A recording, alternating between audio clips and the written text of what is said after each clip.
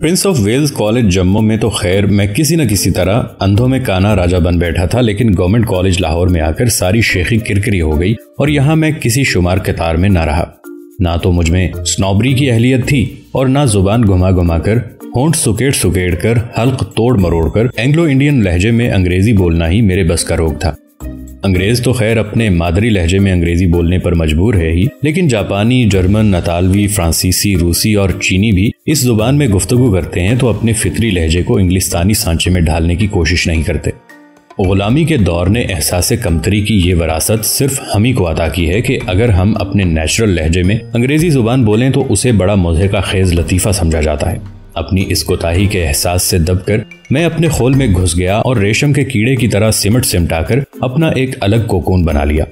यहाँ पर मेरी मुलाकात चंद्रावती से हो गई। वो लेडी मैक्लेगन कॉलेज की स्टूडेंट थी और मोहनी रोड पर हिंदू लड़कियों के एक आश्रम में रहती थी।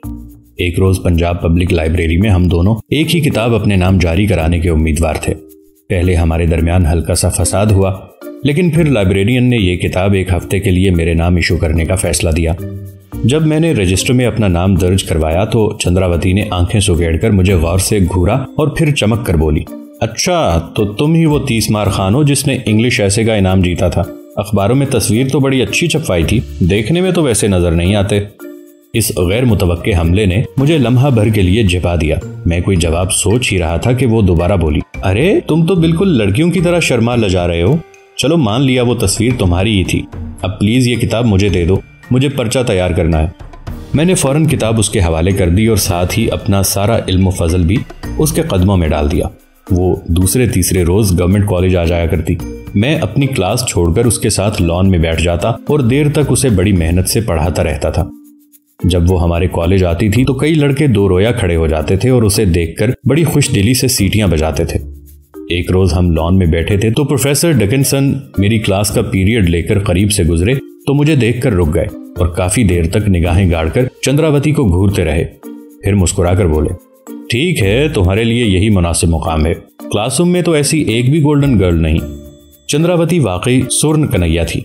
वो सुपर डैशर स्मैशर किस्म की लड़कियों की तरह हसीन नहीं थी, लेकिन उसके वजूद पर हर वक्त सुपैदा सहर का हाला छाया रहता था। रंगत में वो सोने की डली थी और जिल्द उसकी बारीक मोमी कागज थी जिसके आर पार निगाह भी जाती है और नहीं भी जाती। उसकी गर्दन में चंद बारीक बारीक नीली रगों की बड़ी खुशनुमा पिचकारी थी और जब वो पानी पीती थी तो उसके गले से गुजरता हुआ एक एक घूंट दूर से गिना जा सकता था। चंद्रावती को लाहौर में रहते हुए काफी अरसा हो चला था, लेकिन अब तक उसने ना जहांगीर का मकबरा देखा था, ना नूरजहान के मजार पर गई थी, ना शालीमार बाग की सैर की थी। इतवार के इतवार मैं एक बाइसिकल किराए पर लेता था और उसे कैरियर पर बिठाकर तारीखी मकामात की सैर करा लाता था। वो अपने आश्रम से आलू की भुजिया और पूरियां बना लाती थी और बड़ी एहतियात से हिस्सा अलग करके कागज पर रख के मुझे देती थी। क्योंकि जात की वो कट्टर हिंदू थी और वो अपने खाने पीने की चीजों को हरगिज मेरा हाथ न लगने देती थी। एक इतवार हम बादामी बाग की सैर के लिए गए। वहां पहुंचकर हर तरफ देखा भाला, न कहीं बादाम नजर आए और न कोई बाग ही दिखाई दिया। मजबूरन हमने एक गंदे से धोबी घाट के करीब बैठकर पिकनिक मना लिया। चंद्रावती को साइकिल पर बिठा के लाहौर की सड़कों पर फराटे भरने की मुझे कुछ ऐसी चटीक पड़ गई थी कि मैंने जाती बाइसिकल खरीदने का तहैया कर लिया। उन्हीं दिनों डेली ट्रिब्यून में नेडू होटल वाले मिस्टर नेडू का इश्तिहार निकला कि अपने बेटे के लिए फौरी तौर पर प्राइवेट ट्यूटर की जरूरत है। मैंने अर्जी डाल दी। मिस्टर नेडू सफेद फरंगी दाढ़ी वाले गोल मटोल से बूढ़े अंग्रेज थे। मुझे देखकर बड़े मायूस हुए। कहने लगे, लड़का बड़ा जिद्दी और खुद सर है, पढ़ने लिखने का नाम नहीं लेता। तुम खुद नो उम्र हो, उसे क्यों कर संभालोगे? मैं तो किसी तजर्बेकार और खरान ट्यूटर की तलाश में हूँ। मैंने बेइतनाई से जवाब दिया कि मैं भी बड़ा मसरूफ हूँ, 1 माह से ज्यादा ट्यूशन नहीं कर सकता। इस अरसे में वो लिखने पढ़ने की तरफ माइल हो गया तो मेरी उजरत 1 अदद बाइसिकल होगी। अगर ये मकसद पूरा ना हुआ तो मैं कोई फीस नहीं लूंगा। ये सौदा मिस्टर नेडो के दिल को भा गया, लेकिन रेले बाइसिकल की जगह उन्होंने हरकुलिस की पेशकश की। आखिर बहसा बहसी के बाद मामला एक फिलिप्स बाइसिकल पर तय हो गया। उन दिनों रेले की कीमत 90 रुपए, हरकुलिस की 24 रुपए और फिलिप्स की कीमत 72 रुपए हुआ करती थी। ट्यूशन शुरू करने से पहले मैंने मिस्टर नेडो से कहा कि अगर लड़का बहुत बिगड़ा हुआ है तो शायद किसी कदर सख्ती से काम लेना पड़े। उन्हें कोई एतराज तो नहीं। मिस्टर नेडो असबियुल मिजाज बुजुर्ग थे, अपने बेटे के लाउबालीपन से नाला नजर आते थे। मेरी बात सुनकर उन्होंने घबराहट से इधर उधर देखा कि कोई और गोशबर आवाज तो नहीं। फिर आहिस्ता से मेरे कान में कहा, खुदा तुम्हें खुश रखे, जरूर सख्ती करो, लेकिन देखना कोई हड्डी वड्डी ना तोड़ बैठना, मेरे सर पर कयामत आ जाएगी। जॉन नेडो 15-16 बरस का मगरूर सा लौंडा था। एक मुलाजिम मुझे उसके कमरे में ले गया। उसने नाक सुकेड़कर नफरत से मेरी तरफ देखा और बदतमीजी से बोला, निकल जाओ फौरन, आपका इस कमरे में क्या काम है? सब्र बेटा सब्र, मैंने कहा, मैं तुम्हारा नया ट्यूटर हूं, तुम्हें पढ़ाने आया हूं। ट्यूटर, जॉन ने तहकीर से अल्फाज चबाकर कहा। मैं कहता हूं चले जाओ, मेरे पास फालतू वक्त नहीं है। जॉन ने छाती फुलाई और दोनों हाथ पतलून की जेबों में डालकर मेरे सामने अकड़कर खड़ा हो गया। मैंने भांप लिया कि ये लातों का भूत है, बातों से नहीं मानेगा। गुरबा गुश्तन रोजे अव्वल। मैंने उसके मुंह पर जोर से एक जन्नाटेदार चांटा रसीद किया और डांट कर कहा, यू सन ऑफ बिच, तुम्हारी अम्मा ने तुम्हें उस्ताद से बात करने की तमीज नहीं सिखाई? जेब से हाथ निकालकर सीधी तरह खड़े हो जाओ। जॉन ने कुछ और अकड़ दिखाई तो मैंने पै दर पै उसके 2-3 और थप्पड़ लगा दिए। वो रोता हुआ दरवाजे की तरफ लपका तो मैंने उसे गर्दन से पकड़कर रोक लिया और कहा, तुम्हारा बाप इसमें कोई दखल न देगा, मैं उससे पूछ आया हूं। नॉनसेंस, जॉन चिल्लाया, मेरा बाप मुझे मारने की इजाजत नहीं दे सकता, सिर्फ हड्डी तोड़ने की इजाजत नहीं। मैंने उसे मुत्तला किया, बाकी सब छुट्टी है। जॉन ने मुझे बड़ी शुस्ता अंग्रेजी में 2-3 गालियां दी। मैंने उसकी कलाई मरोड़कर पीठ पर एक लात जमाई और उसे मुर्गा बनने का हुक्म दिया। ये इस्तिलाह उसके लिए नई थी। मैंने खुद मुर्गा बनकर उसकी रहनुमाई की। 5-10 मिनट कान पकड़ाकर उसकी तबीयत साफ हो गई और उसके बाद हमारे दरमियान दोस्ती का रिश्ता उस्तवार हो गया। 1 माह के बाद जब मैं अपना फिलिप्स साइकिल वसूल करके रुखसत होने लगा तो सारा घर मेरे पीछे पड़ गया कि मैं मुंह मांगी फीस पर जॉन का ट्यूटर बना रहूं। लेकिन मेरी ट्यूशन तो चंद्रावती के साथ लगी हुई थी, इसलिए मैंने इनकार कर दिया। अब लाहौर था और मेरा बाइसिकल।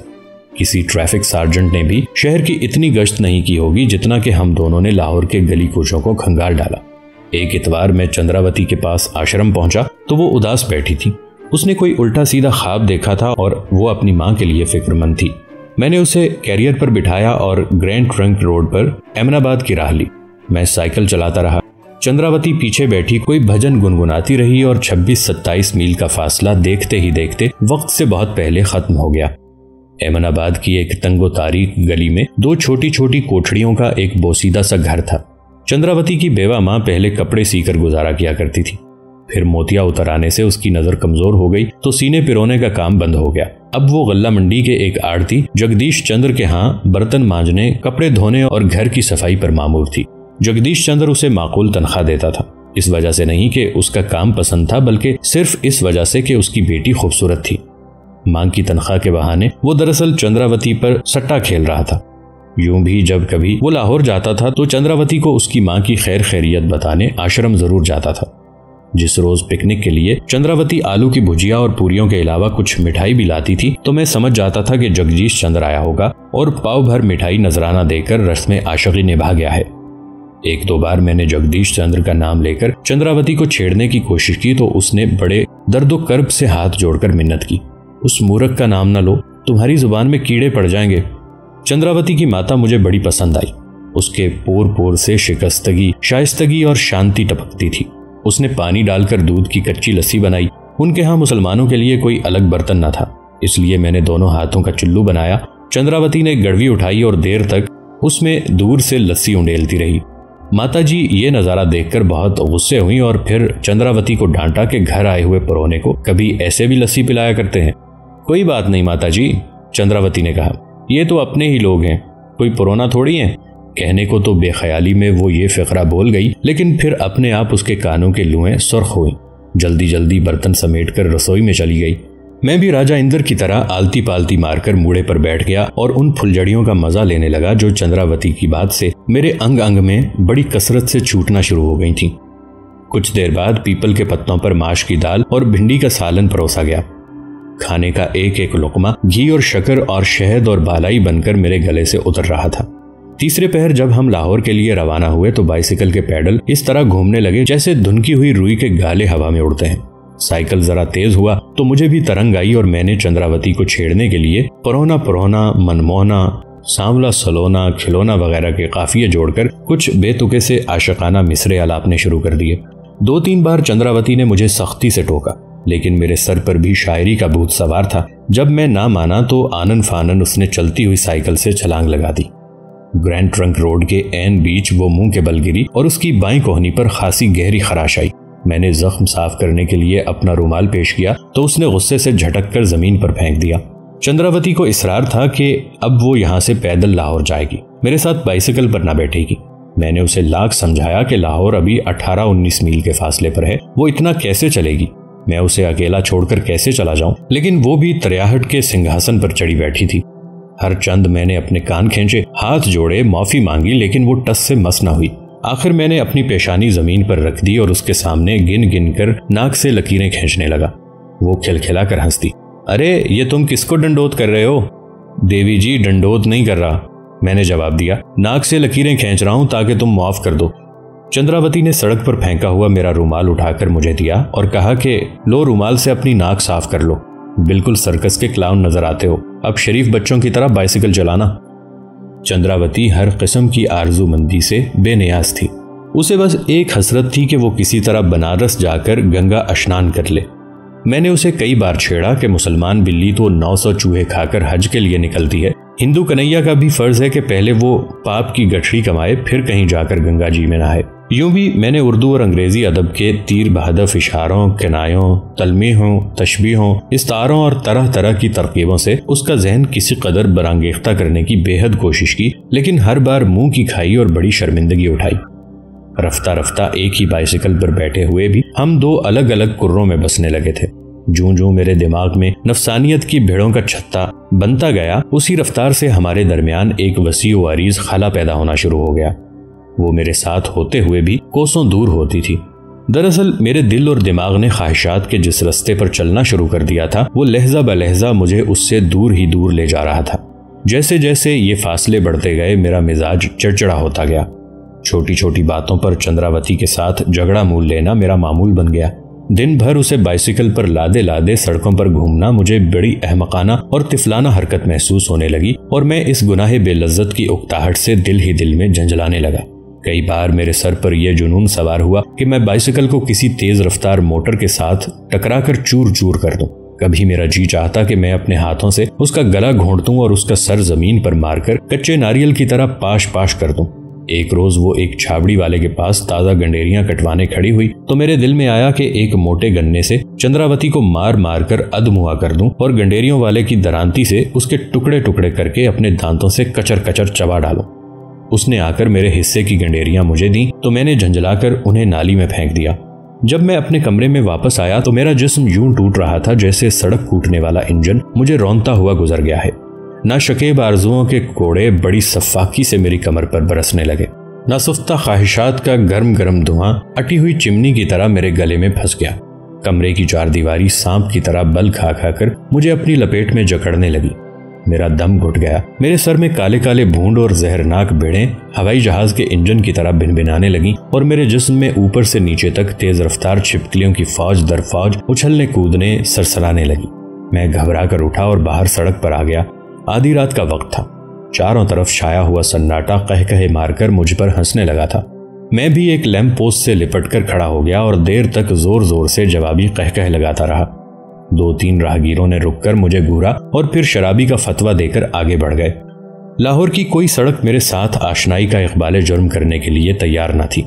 दुकानों पर लगे हुए साइन बोर्ड बिल्कुल अजनबी जुबानों में लिखे हुए नजर आते थे। गली कूचों की बेगानगी मुझे कदम कदम पर आवारा कुत्ते की तरह दुत्कारती थी। घरों के बंद दरीचे अपनी बुलंदियों से आख थूक करके मेरे मुंह पर थूक देते थे।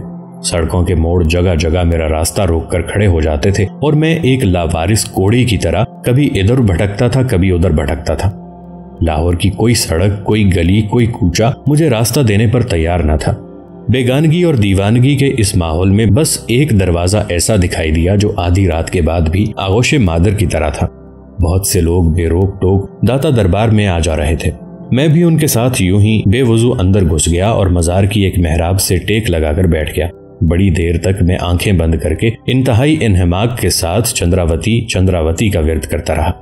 फिर यकायक मेरे अंदर एक वैक्यूम सा पैदा हुआ और मेरी महरूमियों का आतिश फशां भग से फट गया। दबी हुई ख्वाहिशात का खौलता हुआ लावा उबल उबल कर मेरे रुएं रुएं से परनालों की तरह बहने लगा और मैं बड़ी देर तक मेहराब के कोने में सर दिए धाड़े मार मार कर बिलक बिलक कर रोता रहा।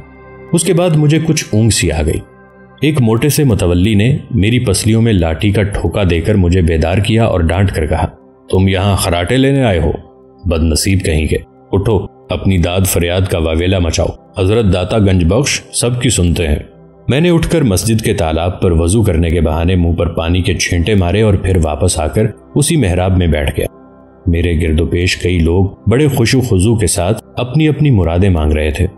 कोई रोजगार मांग रहा था, कोई रिज्क मांग रहा था, किसी को बीमारियों की शिफा तलब थी, कोई मुकद्दमा जीतने की दुआ कर रहा था। मैंने भी बड़ी यकसुई से अपनी मुराद मांगने की तैयारी की, लेकिन मेरी जुबानदानी की सारी महारत धरी की धरी रह गई।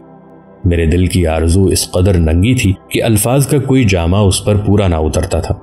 मैंने बड़ी मेहनत और कोशिश से फसाहत और बलागत और सलासत और शराफत और शाइस्तगी के पैबंद लगा लगा कर बहुत से फ़िक्रे बनाए, लेकिन एक फ़िक्रा भी ऐसा ना था जो दरअसल चंद्रावती की बेआबरूई ना करता हो।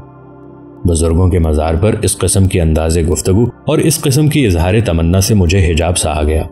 दाता साहब रहमतुल्लाह अलैह भी क्या सोचेंगे कि ये बेवकूफ़ मेरे सामने कैसी उल्टी बातें कर रहा है। तसव्वुर ही तसव्वुर में मुझे दाता साहब एक हाथ में तस्बीह और दूसरे हाथ में जूता उठाए अपनी जानिब लपकते हुए नजर आए तो मुझे जोर से हंसी आ गई। हंसते ही हंसते मैंने उठकर एक छलांग लगाई और आसपास बैठे हुए कई ज़ायरीन को रोनता हुआ बाहर भाग गया। बस उस एक छलांग में तहलील नफ्सी का बेड़ा पार हो गया। इस कैथारसिस के बाद मैं अपने कमरे में वापस आकर बड़े आराम से घोड़े बेचकर सो गया। सुबह हुई तो नहाया धोया, नया सूट पहना और साइकिल लेकर सीधा चंद्रावती के आश्रम पहुंच गया। वो बेवकूफ लड़की अब तक माजी की दलदल में मुंह फुलाए बैठी थी कि मैंने उसकी गंडेरियां नाली में क्यों फेंक दी। मैंने बड़ी आजिज़ी से हाथ जोड़कर माफी मांगी, लेकिन वो बदस्तूर रूठी रही। उस पर मैंने अपनी तुर्क चाल चली। बाइसिकल एक तरफ रख दिया और चंद्रावती के सामने मैं बीच बाजार सड़क पर नाक से लकीरें निकालने की तैयारी करने लगा। आश्रम के दरवाजे पर बरसरेआम ऐसी हरकत से बड़ी जग हंसाई का खतरा था, इसलिए वो फिलफौर मान गई और हम दोनों बाइसिकल पर सवार होकर लॉरेंस गार्डन चले गए। उस रोज सारा दिन चंद्रावती कुछ खोई खोई रही।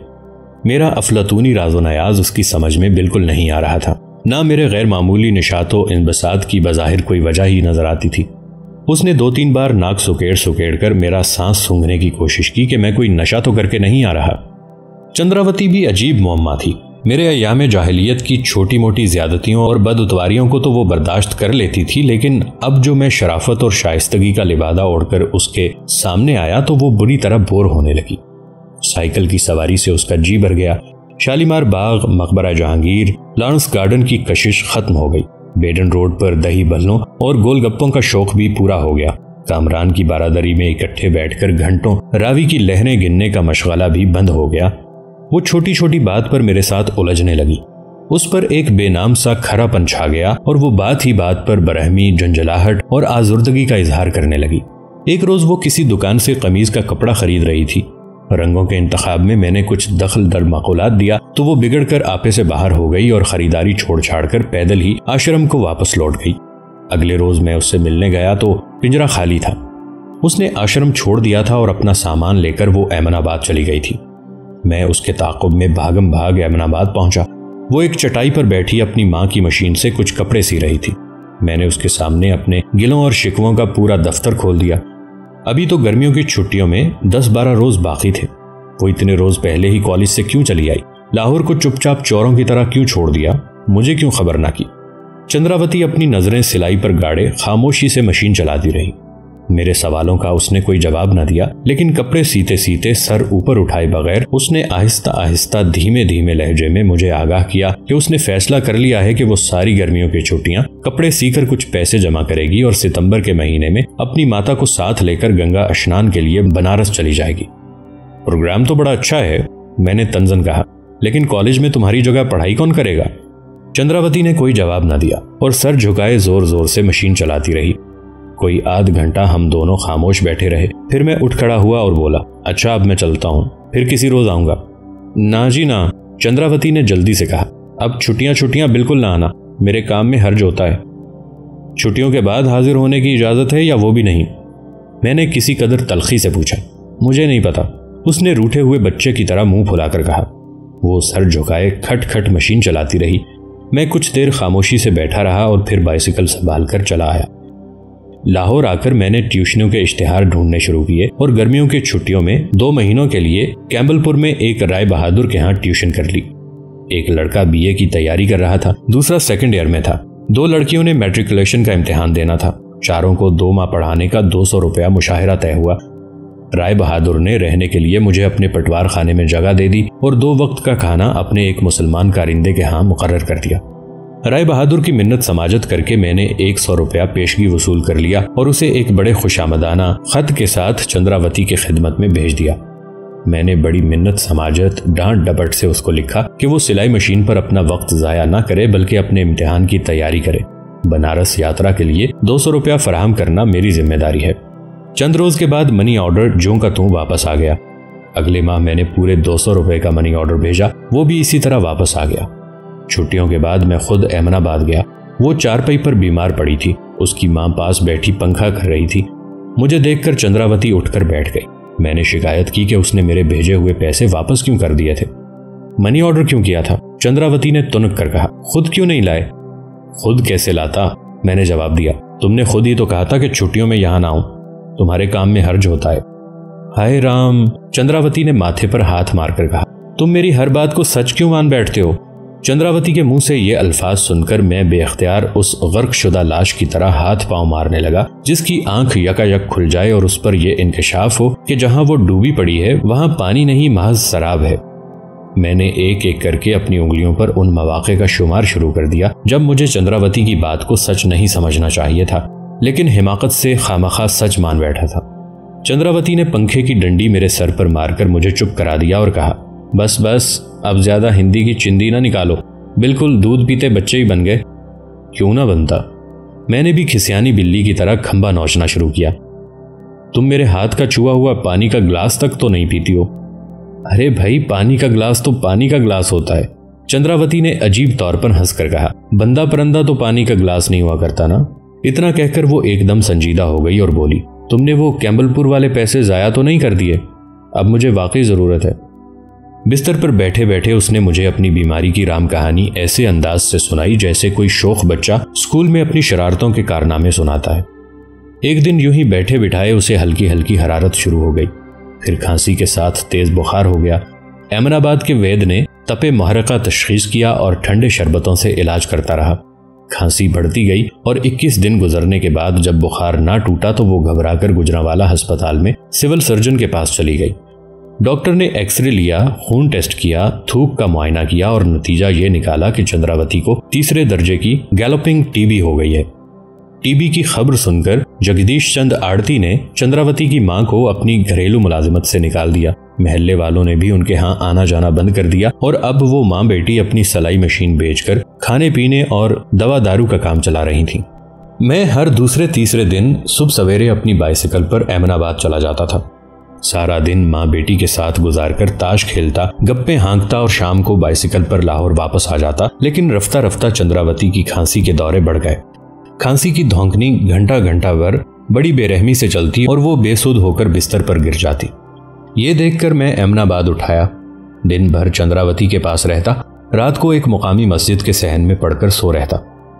एक रोज चंद्रावती खांस रही थी तो उसके गले में कोई फांस सी अटक गई। उसने जोर से खंगार साफ किया तो होली की पिचकारी की तरह उसके मुंह से चुल्लू भर खून निकल आया। साथ ही उसे शिद्दत के असहाल लग गए। देखते ही देखते उसका चेहरा सुनार की कठाली में गलते हुए सोने की तरह पिघल गया और बिस्तर पर लेटे लेटे उसका बदन इस तरह घुलने लगा जैसे पानी के गिलास में पड़ी हुई मिश्री की डली अपने आप रेजा रेजा होकर तहलील हो जाती है। अब ना वो उठ सकती थी, ना बैठ सकती थी, न चल सकती थी। मैं गल्ला मंडी से पटसन की 3-4 खाली बोरियां लाया। चंद्रावती की मां ने उन्हें काटकर 8-10 गद्दियां सी बना ली। वो ये गद्दियां चंद्रावती के नीचे बिस्तर पर रख देती थी। जब कुछ गद्दियां मैली हो जाती थी तो मैं उन्हें लपेट कर ले जाता था और ग्रैंड ट्रंक रोड के करीब एक नाले पर धोकर सुखा लाता था। चंद्रावती का ये हाल देखकर मैं गुजरांवाला के सिविल सर्जन के पास गया। सारा अहवाल हमदर्दी से सुनकर उसने मेरे साथ अहमदाबाद चलने से तो इनकार कर दिया, लेकिन 16 रुपए फीस लेकर एक नए मिक्सचर का नुस्खा जरूर लिख दिया। मिक्सचर बनवाकर अहमदाबाद पहुंचा तो चंद्रावती स्वर्गवास हो चुकी थी। शाम तक अर्थी तैयार हो गई। शमशान भूमि में 2.5 मन सूखी लकड़ी की चिता बनाई गई। चंद्रावती को उसमें लिटाकर बहुत सा घी छिड़का गया और संदल के एक छोटे से टुकड़े से उसे आग दिखा दी गई।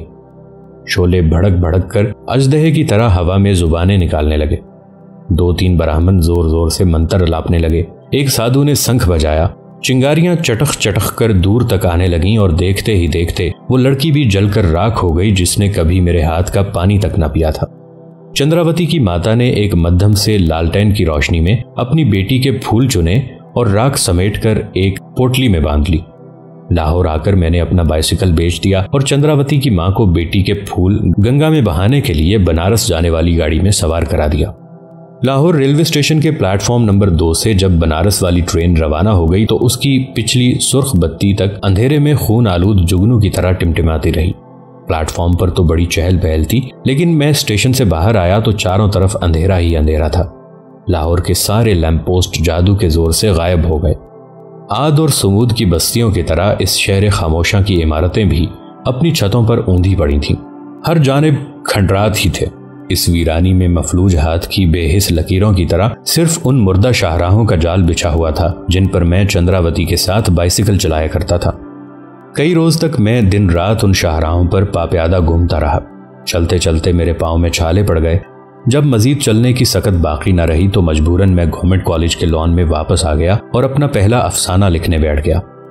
अफसाने का उन्वान चंद्रावती था और उसका पहला फिक्रा यह था। जब मुझे चंद्रावती से मोहब्बत शुरू हुई उसे मरे हुए 3रा रोज था। अफसाना लिखते लिखते मैं कई बार रोया, कई बार हंसा। मुकम्मल करने के बाद मैंने ये कहानी अख्तर शीरानी की खिदमत में भेज दी। उन्होंने इसे पसंद फरमाया और मुझे बड़ा प्यारा खत लिखा। अफसाना उन्होंने रोमान में शाया कर दिया। जब मैं ये अफसाना लिख रहा था तो प्रोफेसर डिकन्सन क्लास लेकर हस्बे मामूल लॉन से गुजरे। मुझे देखकर रुक गए और बोले, hello, rusting alone, where is your golden girl. मेरी आवाज मछली के कांटे की तरह गले में फंस गई और मैंने सिसकियां लेकर कहा, sir, she has reverted to the gold mine.